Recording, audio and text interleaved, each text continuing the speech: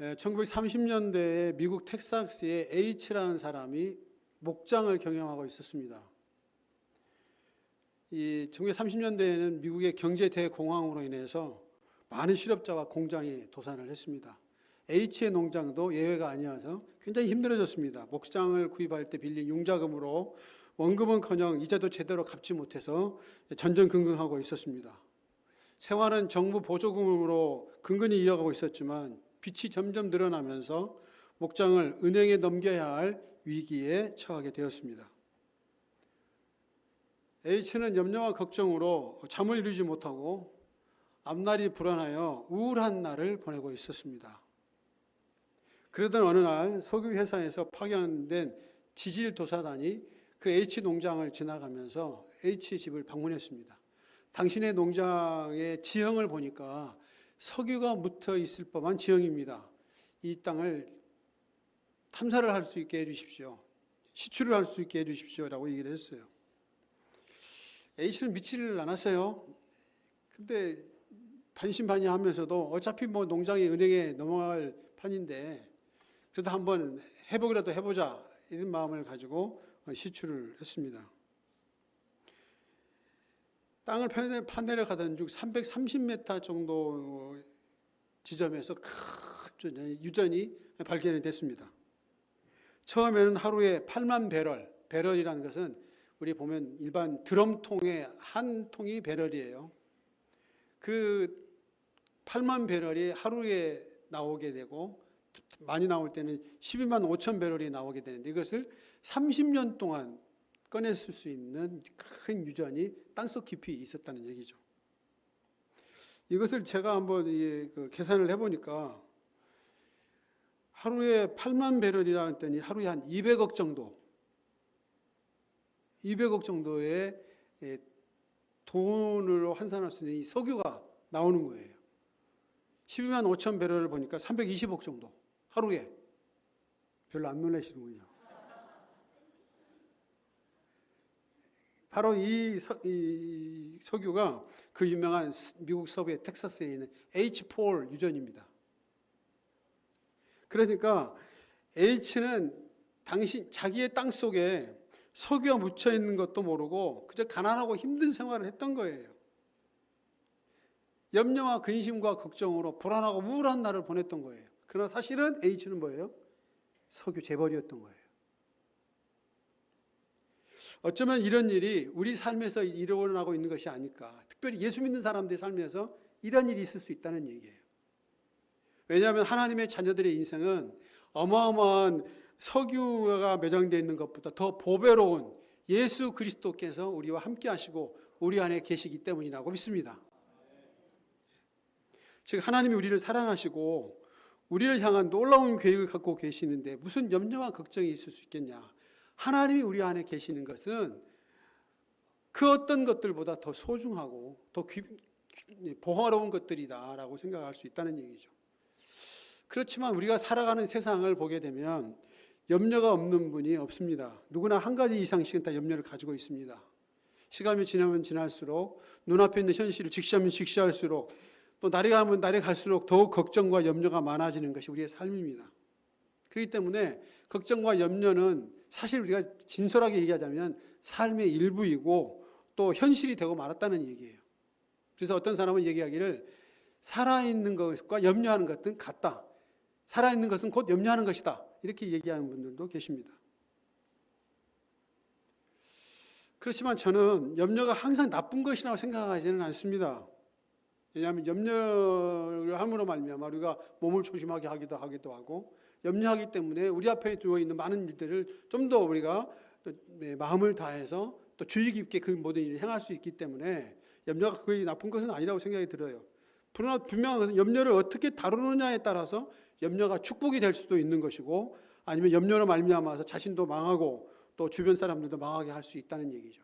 그렇기 때문에 예수님께서는 오늘 이 본문을 통해서 인생에서 염려를 다루는 것이 얼마나 중요한 것인지를 단적으로 보여주고 계시다는 내용이에요.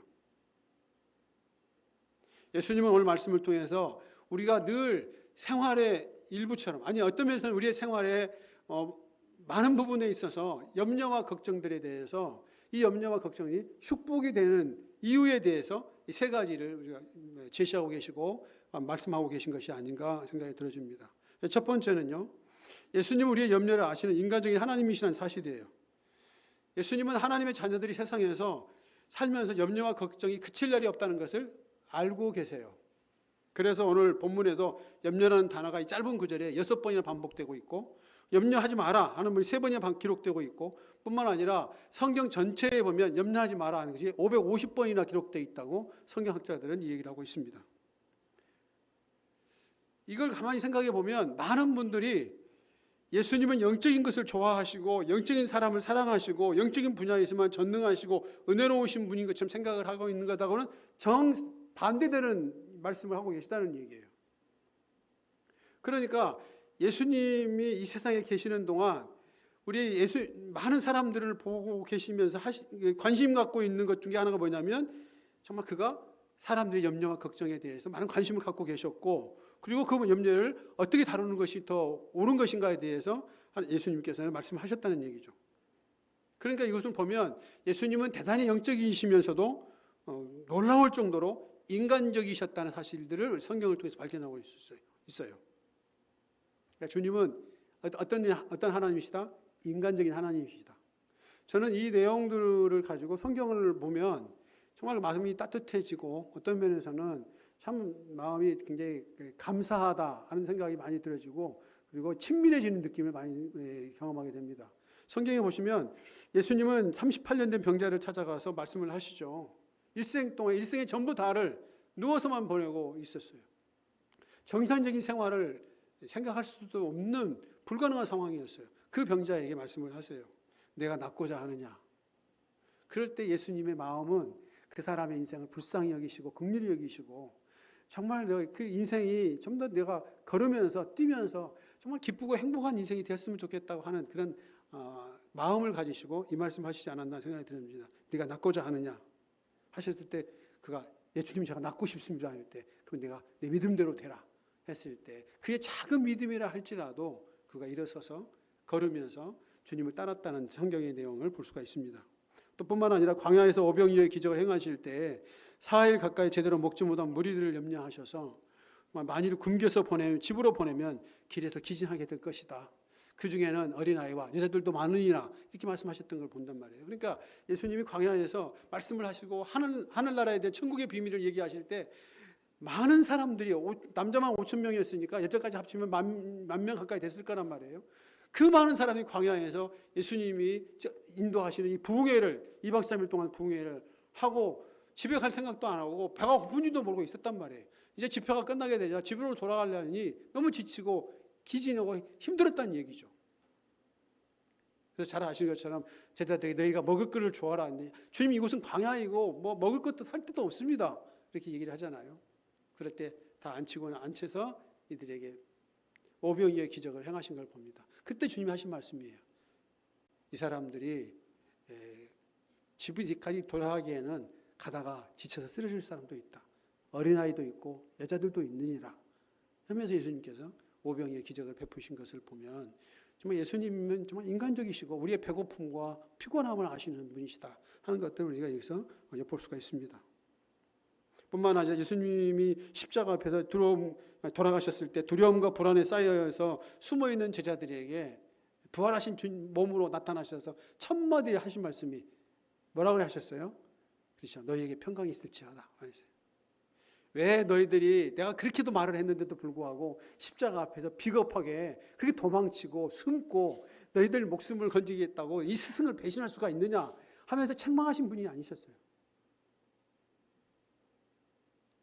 두려워 떨고 있고 움츠리고 있는 이 불안해 있는 제자들에게 말씀하시잖아요.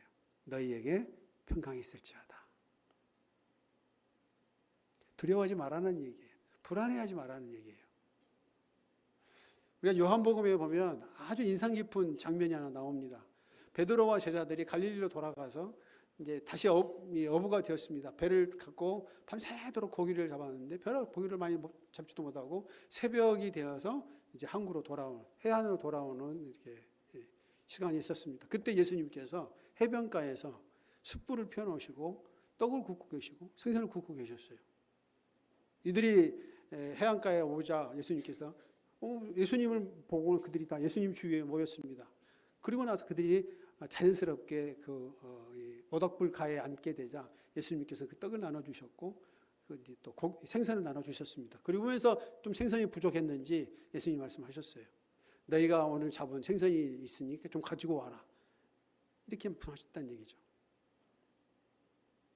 저는 이 장면을 보면 무엇보다도 예수님께서 그들에게 믿음이라든지 그들의 성령 충만을 말씀하신 것이 아니고 이들이 밤새도록 추위에 떨고 그리고 몸이 움츠렸을 배고팠을 그 제자들에게 먼저 떡과 생선을 먹이시는 모습을 보면서 예수님은 참 인간적이시다 하는 생각이 들어집니다. 우리의 염려와 걱정을 바라보시면서도 예수님은 인간적인 마음을 가지시고 우리를 긍휼히 여겨주시고 우리 가운데 우리들의 마음을 들여다보시는 따뜻한 주님이시고 또 인간적인 주님이시라고 저는 믿습니다. 그러므로 예수님이 말씀하신 구원이라는 말은 영혼 구원만을 가리키는 것이 아니고 우리가 세상에 살 동안 병에서 놓이고 근심 걱정에서 벗어나고 갖가지 고통에서 건짐을 받아서 기쁘고 행복하게 사는 것도 구원이라는 말이에요. 그러니까 구원은 전직적인 구원이에요. 믿음으로 영적으로 거룩하고 그런 어떤 이 믿음의 삶을 살아가는 것도 구원이지만 영원한 천국을 바라보는 그 소망의 삶도 구원이지만 그러나 우리가 이 세상에 주님과 함께 살아가면서 모든 병으로부터 건강하게 되어지고 염려와 걱정에서부터 벗어나지고 고통에서부터 건짐을 받아서 기쁘고 행복하게 사는 것도 구원이라는 얘기예요. 이와 같은 놀라운 은혜가 있기를 주님 이름으로 축원합니다. 그러므로 주님이 우리를 잘 아세요. 영적인 문제보다 사실은 육신적인 문제에 더 민감하고 그 고통을 우선 해결받기 원하는 연약한 사람들이라는 걸 주님이 알고 계세요. 시편 103편 13절 15절을 우리가 자막을 보면서 같이 한번 읽어보겠습니다. 시작. 아비가 자식을 불쌍히 여김같이 여호와께서 자기를 경외하는 자를 불쌍히 여기시나니 이는 저가 우리의 체질을 아시며 우리가 진토임을 기억하심이로다. 인생은 그날이 풀과 같으며 그 영화가 들의 꽃과 같도다. 우리를 불쌍히 여기신 하나님, 우리의 체질을 아신 하나님, 그리고 우리의 인생이 아무리 수고하고 애써도 들의 풀과 같고 지는 꽃과 같다고 말씀하시는 예수님, 그 하나님이 우리 가운데 우리가 모시고 있고 우리가 섬기고 있고 우리가 찬양하고 경배하는 하나님이시라고 믿습니다. 그렇기 때문에 예수님은 지극히 사소한 것이라 할지라도 오늘 본문 말씀처럼 너무 놀랍지 않아요? 무엇을 먹을까, 무엇을 마실까, 입을까 걱정하고 염려하지 마라 이렇게 말씀하셨잖아요. 먹고 입고 마시는 것 중요하지만 사소하잖아요. 일상적인 거잖아요. 그것을 주님께서 특별히 주목하시고 그것에 대해서 말씀하신다는 것은 정말 우리에게는 굉장히 중요한 문제이기도 하고 또 우리가 육신적인 이 부분에 있어서 해결되지 않으면 굉장히 어렵고 힘들기 때문에 주님이 먼저 말씀하신 것이 아닌가 하는 생각이 들어집니다. 그래서 우리를 불쌍히 여기시고 그 해결책을 우리에게 말씀해 주셨어요. 너희에게 염려가 있고 걱정이 있다. 뭘 마실까, 입을까, 또 무엇을 먹을까 걱정한다 그런다면 내가 너희들에게 해결책을 해주겠다 이렇게 말씀하세요. 그 해결책이 바로 이 말씀이에요. 빌립보서 4장 6, 7절 말씀. 자막을 보시면서 같이 한번 읽어봐요. 다 같이요. 빌립보서 4장 6, 7절 말씀 시작.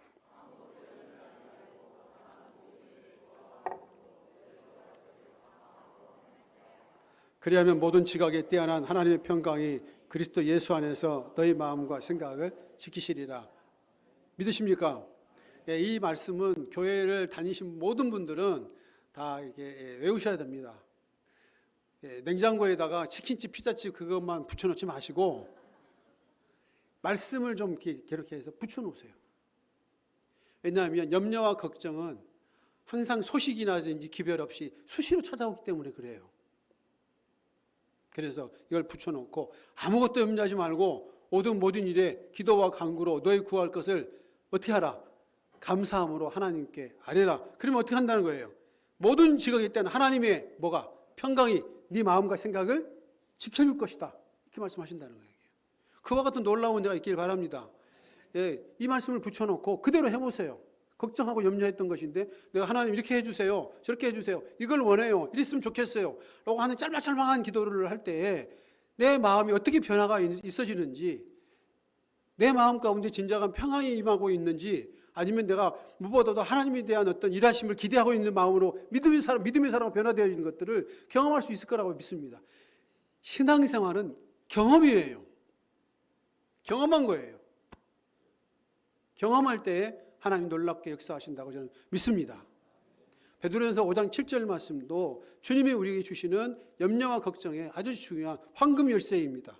같이 한번 읽어보시죠. 시작. 믿으십니까? 너희 염려를 어떻게 하라? 다 하나님께 맡기라는 얘기예요. 왜 염려와 걱정을 짊어지고 있냐? 왜 염려와 걱정을 짊어지고 바보같이 이렇게 울고 있고 왜 이렇게 힘들어하고 있고 왜 이렇게 기쁨을 잃어버리고 있냐? 그러지 말고 어떻게 하라? 하나님께 맡겨라. 왜냐하면 하나님께서 어떻게 하신다? 너를 돌보고 계신다. 하나님 너를 돌보고 계신다. 그러므로 네가 맡겨도 괜찮다. 괜찮다. 도리어 더 잘 될 것이다. 이 말씀을 우리에게 주신다고 믿습니다.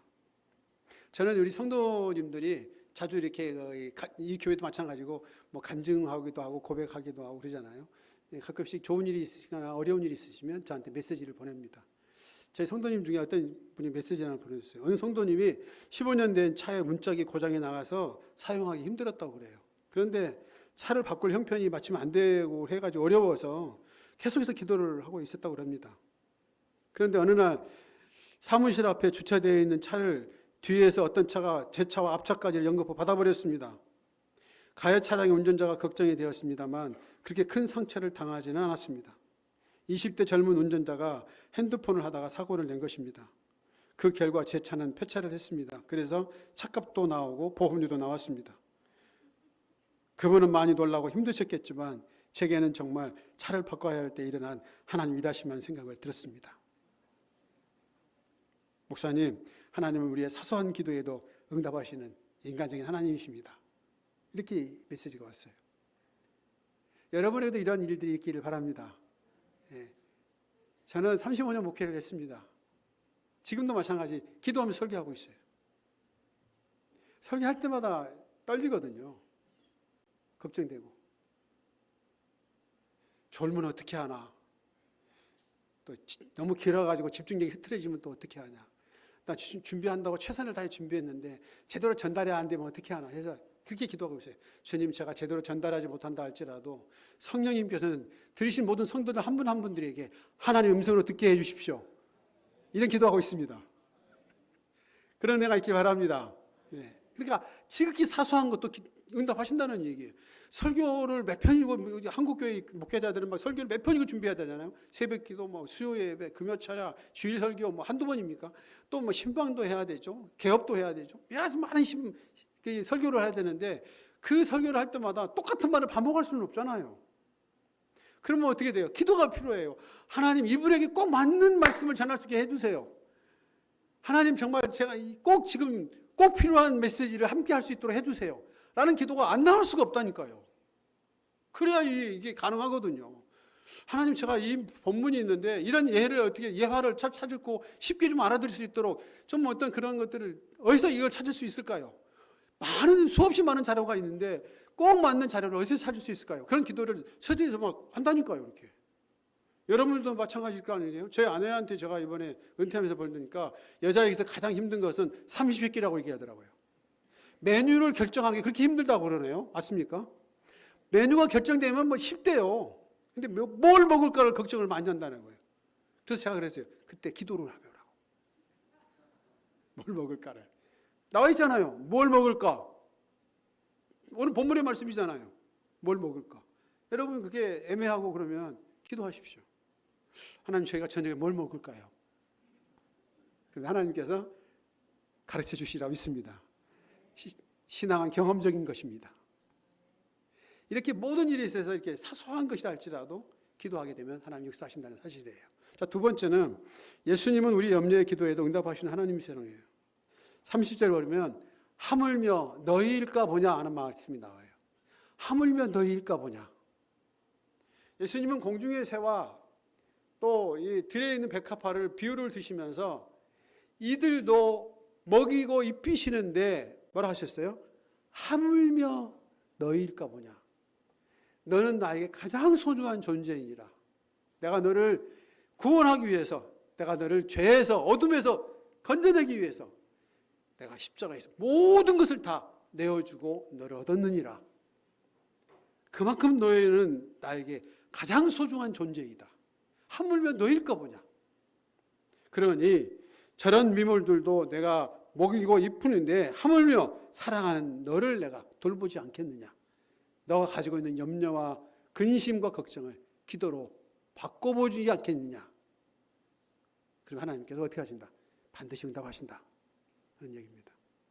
또 33절에 보시면, 32절에 보시면 모든 것이 있어야 할 줄 알고 계신다는 말씀하세요. 하나님은 내 사정을 다 아신다는 거예요. 모르신 것이 없다는 얘기예요. 다윗은 그의 평생의 삶과 경험을 통해서 하나님이 다 알고 계시고 부족함이 없는 하나님이신 것을 찬양하고 고백했습니다. 다윗의 인생에서 가장 모든 사람들보다 더 특별하게 우리에게 부각되어지고 우리에게 감동을 주는 것은 늘 그가 하나님과 동행하면서 기도의 삶을 살았다는 거예요. 그가 고백하는 그 내용이에요. 시편 139편 1절에서 4절까지. 다 같이 한번 읽어봐요. 자, 오늘 자막을 보시죠. 시작. 여호와여, 주께서 나를 살펴보셨으므로 나를 아시나이다.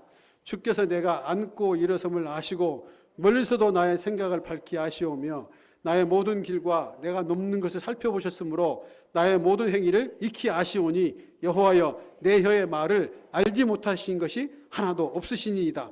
이렇게 어렵게 번역을 했는가 모르겠어요. 내 혀의 말을 알지 못하신 것이 하나도 없으시니이다. 아니, 하나님은 제 하는 말도 다 아십니다. 이렇게 말하면 될 것 같다가 이렇게 번역했나 모르겠어요. 그러나 분명한 내용은 이거잖아요. 하나님은 내 입에 혀의 말도 어떻게 하신다? 알고 계신다. 내가 말하는 것을 알고 계신다. 듣고 계신다는 얘기잖아요. 그렇습니다. 하나님은 내가 앉고 섬을 아시고 눕는 것도 아시고 생각도 아시고 모든 말도 내 어깨에 놓여 있는 무거운 짐도 내 눈물도 내가 지난 밤에 왜 이렇게 잠을 이루지 못하고 내가 그 더위에 왜 이렇게 지쳐 있었는지 내가 지금 염려하고 걱정한 것이 무엇인지 이 모든 걸 어떻게 하신다는 거예요? 아신다는 거예요. 알고 계신다는 거예요. 그 모든 것들이 그 모든 걸 알고 계신다는 얘기예요. 세 번째는 이 모든 것을 너에게 더하신다는 얘기예요.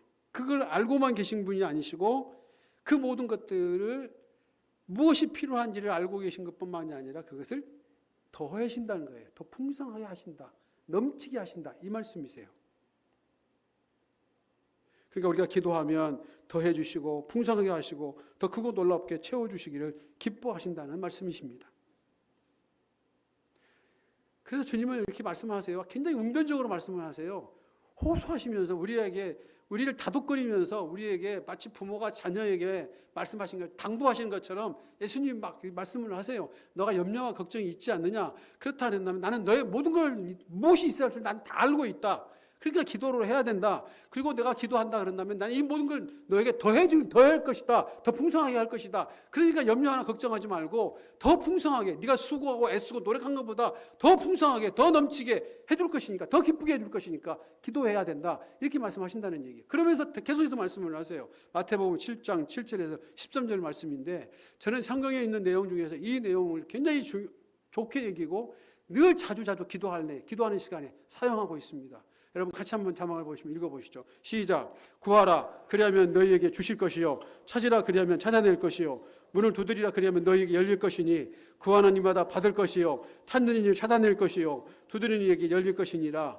너희 중에 누가 아들이 떡을 달라 하는데 돌을 주며 생선을 달라 하는데 뱀을 줄 사람이 있겠느냐? 너희가 악한 자라도 좋은 것을 자식에게 줄 줄 알거든 하물며 하늘에 계신 너희 아버지께서 구하는 자에게 좋은 것으로 주시지 않겠느냐? 이게 말씀하셨다는 얘기예요. 믿으십니까 여러분? 구하고 찾고 두드리면 주겠다는 거예요. 내가 하나님께 약속한 거예요. 하나님이 나에게 약속하신 거예요. 대답해 보세요. 누가 이 말씀을 하고 계신 거예요? 나예요? 하나님이세요? 하나님이시잖아요. 내가 먼저 말하는 거 아니에요. 하나님이 저를 보고 하신 말씀이에요. 너가 구하고 자꾸 두드리면 내가 응답할 것이다. 생각해봐라. 너가 네 자식에게 좋은 걸 주려고 내가 하지 않겠느냐. 자식이 떡을 달라면 돌을 줄 아비가 네가 있고 자식이 생선을 달라면 뱀을 줄 아비가 있냐. 너도 자식이 좋은 걸 줄 줄 알고 있는데 하물며 하나님 아버지인 내가 너에게 좋은 걸 주지 않겠느냐. 너 이래도 기도하지 않을래? 너 이래도 염려와 걱정하고 있고 그냥 그대로 머물러 있을래? 이렇게 말씀하시는 거예요. 그러니까 이 말씀을 보면 막 기도하고 싶은 마음이 막 불이 딱 일어나지 않습니까? 여러분 아멘이십니까? 네, 이렇게 설교해도 딴짓하는 분이 계세요. 그래도 다 듣고 계시죠? 네, 듣고 계신다 믿습니다. 네, 그러니까 하나님이 이렇게 말씀을 하세요. 마치 자녀에게 말을 하듯이 너가 좀 열심히 좀 공부 좀 해. 공부하면 내가 공부해서 남 주냐? 물론 공부해서 남을 줘야죠. 자기만 가지면 안 되잖아요. 너가 공부 열심히 하면 이러려는 좋은 일이 있을 수 있잖아. 학생은 공부할 때 공부를 해야 되는 거야. 사업할 때 사업을 해야 되고, 응? 놀 때 놀아야 되고, 이렇게 막 부모님이 얘기를 하시잖아요. 잘 되기를 원해서 그러잖아요. 그처럼 하나님께서 우리의 모습을 보시고 똑같이 이렇게 말씀하신다는 거예요. 너가 기도하면 어떻게 했는가? 좋은 것을 주겠다. 기도하면 뭐 한다? 좋은 것을 주신다. 여러분 아멘이십니까?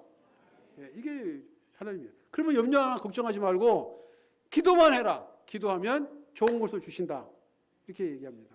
어떤 분들은 이렇게 합니다. 제가 제자훈련 하다 보면 그렇게 질문하시는 분들 많이 계세요. 목사님, 뭐 기도하는데 너무 기도가 짧아요. 5분도 안 가요. 그 다음에 또 기도하는데 뭐 기도가 제대로 기도를 해야 되는데 이런 기도를 뭐 하지 해서는 하나님이 너무 유치하다고 너무 또 이렇게 세속적이라고 안 들어주면 어떻게 해요? 너무 좀 거룩하고 경건하고 좀 하나님이 원하시는 기도를 기쁘게 하시는 기도를 해야 될 거 아니겠어요? 그러다 보니까 기도가 자꾸 막히고 뭐 힘들고 어려워요. 이렇게 말씀하시는 분들 계세요. 저는 그렇게 얘기를 합니다. 너무 걱정하지 마시라. 하고 싶은 얘기 다 하시라. 하나님이 알아서 들으신다. 알아서 들으시고 알아서 해결해 주신다. 그러므로 내 마음에 내가 원하고 옳고 그르고 잘못되고 뭐 잘되고 그것 따지지 말고 일단 하나님이 정말 인간적이시고 마음 따뜻하시고 내가 기도하면 더 해주시고 내 모든 걸 알고 계시고 그리고 더 풍성하게 하시고 좋은 걸 주신 분이시니까 그냥 무조건 하나님 앞에 나가서 기도하게 되면 하나님이 알아서 들으시고 알아서 역사해 주신다는 좋으신 하나님이라는 사실들을 여러분 경험할 수 있기를 바랍니다. 그러니까 항상 기도를 하셔야죠. 그래서 바울은 이렇게 말해요. 성령 안에서 무시로 깨서 기도하라. 어떻게 무시로 깨서 기도할 수 있어요? 그래서 무시로 깨서 기도한다는 거예요. 우리의 염려나 걱정이 늘 있고 또 우리의 필요한 것들이 늘 공급돼야 되기 때문에 항상 무시로 늘 기도를 하는 거예요. 늘 기도. 저도 전주서 이렇게 오면서 계속 기도했어요. 계속. 기도가 나오는 거예요. 이렇게. 그때마다 필요한 기도들이 나오잖아요. 항상 기도를 하는 거예요.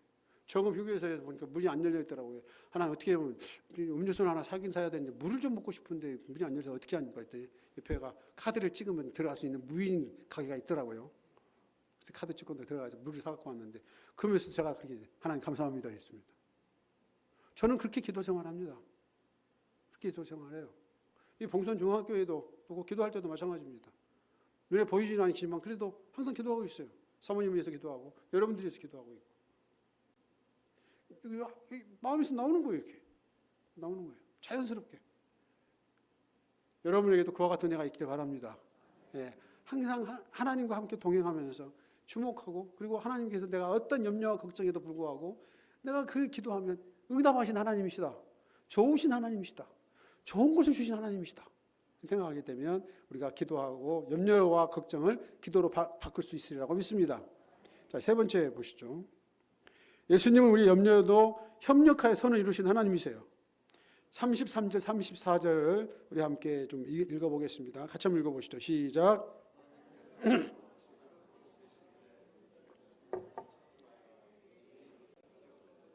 동요하지 마라. 어떤 어려운 일이 닥쳐도 막상 그때가 되면 하나님께서 감당한 힘을 주실 것이다. 이 메시지 성경이라는 내용인데요. 이런 내용이에요. 인생을 살면서 내가 이해할 수 없었고 받아들일 수 없는 힘든 일이 있을 거다.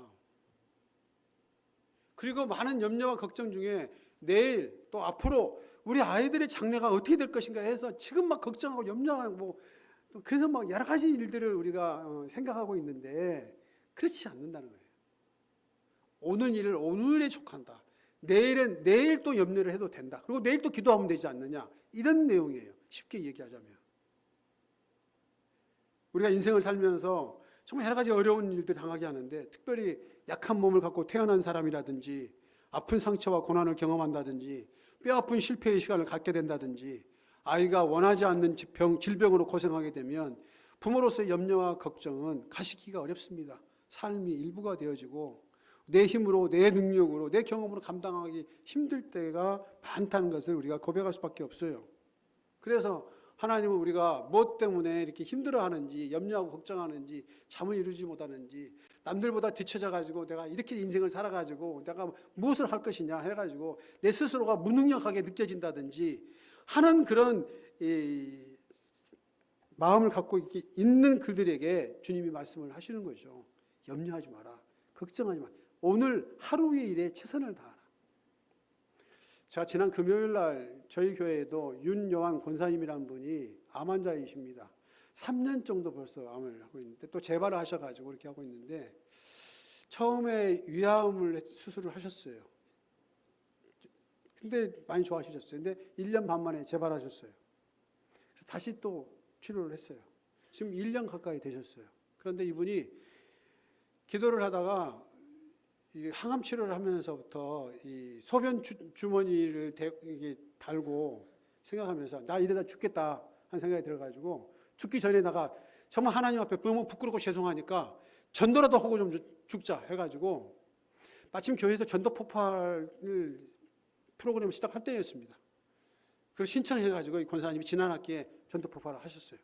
소변 주머니를 차고.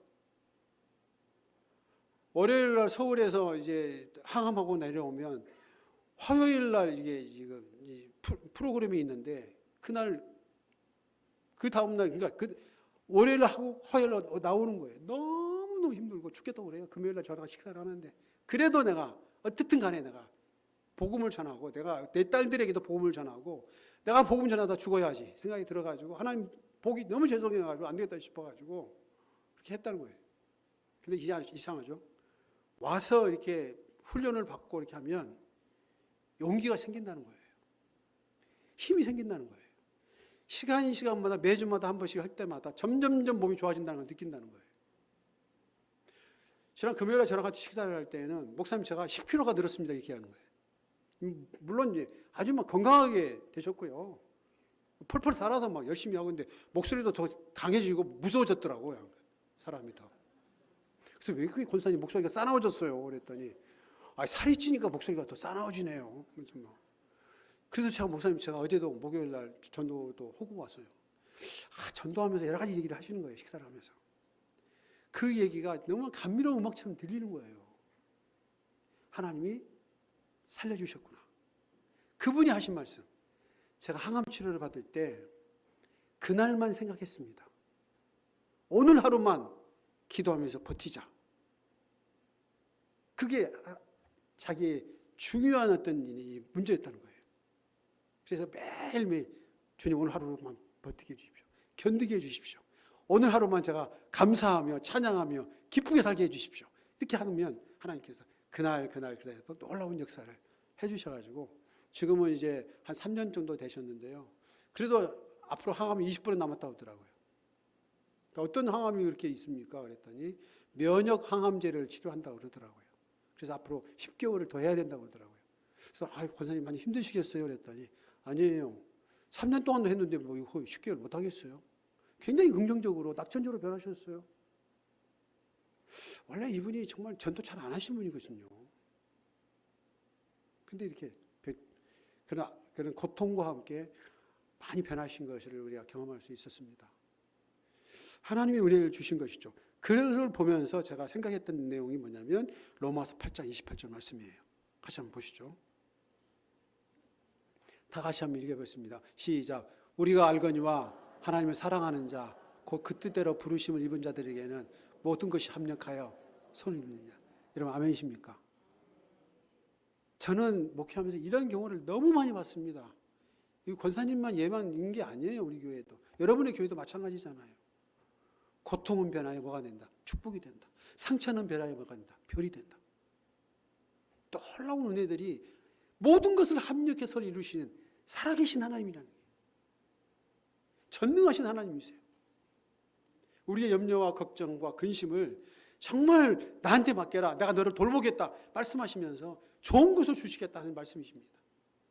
그 하나님을 우리 마음 가운데 계신다는 것 사실을 알고 우리의 모든 염려와 걱정이 기도로 변화되어질 때 놀라운 기도 응답의 역사를 인해서 여러분의 삶의 기쁨과 감사와 찬양과 그 은혜가 넘치는 삶이 될 수 있기를 주님의 이름으로 축복합니다.